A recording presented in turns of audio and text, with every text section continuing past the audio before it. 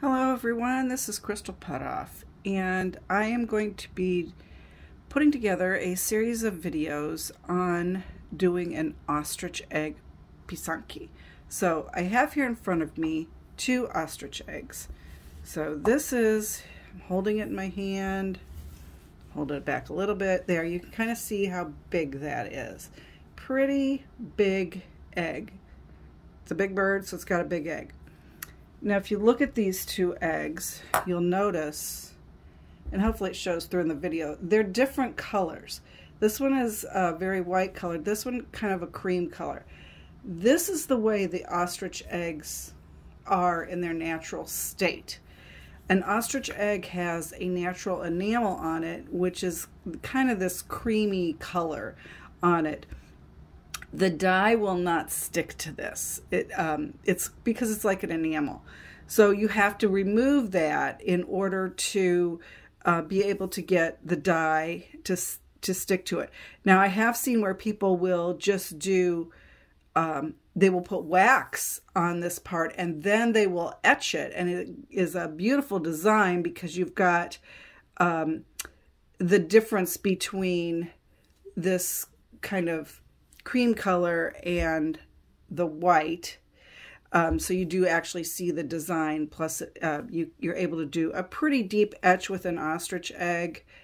I don't know if you can really tell, but ostrich eggshells are very thick, so you can do a fairly deep etch with them. But you're going to have to at some point etch or remove this shininess on here. Even if you're going to do just one etch, or if you want to dye the egg, you're going to have to remove this. Otherwise, like I said, the dye won't stick. So how do you do that? Well, first thing is you want to plug up this hole, because same with the dye. You don't want it to get inside, especially when you're etching it, because then that etching will get inside and it will etch it not only from the outside, but from the inside. You're probably going to end up with a very thin spot on your egg that you didn't expect. So I've talked about etching. There is another way you can remove the enamel, and that is by sanding it. So you can get some coarse sandpaper to start with, and then like maybe 100 grain, and then move on up. But I'm going to tell you right now, that's going to take you a while to do that. This is a pretty tough enamel. It's meant in the natural environment to protect the egg, so it's tough. But what you can use, like I said, I will plug up this hole, which is what I did on this one. I have to show you this one. Look at this. Look at that teeny tiny hole. That was amazingly small. Anyway, so how I will do this, after plugging the hole, I'm going to use this product right here called Acid Magic, and it's typically used in cleaning pools and spas if they get some mold and that kind of stuff on them. This is incredibly strong stuff. You can use it on any type of egg to etch. However, I would not recommend you use this on anything chicken or below, or probably even duck.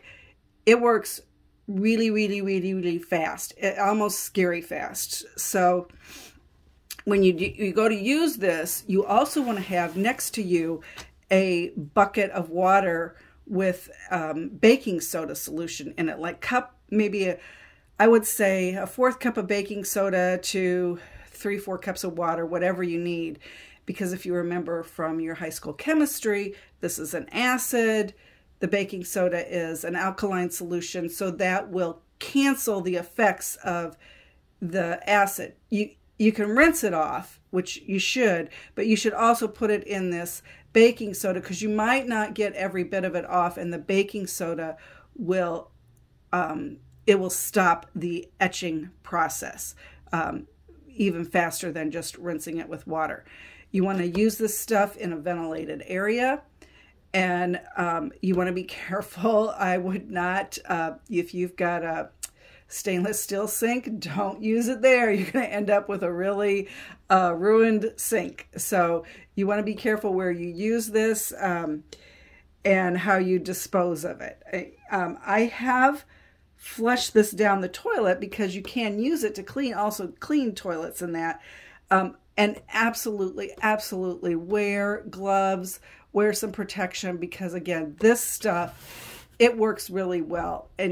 But you want to be protected. You don't want this getting on your clothes or skin. The egg will immediately start to bubble. I will hopefully show some of that later when I get ready to do this, so you can kind of see what happens with it. Maybe on a smaller egg, and I can show you the whole process. But anyway, this is what I'm going to start doing, and then I'm going to do get this one etched so I can work on this one and that one at the same time. I have some ideas in mind that I want to do, so we're just going to play with it and have some fun over these next few weeks, maybe probably over a month or so. I'm probably getting ready for something with Easter. So thanks for watching, and stay tuned to see what happens next.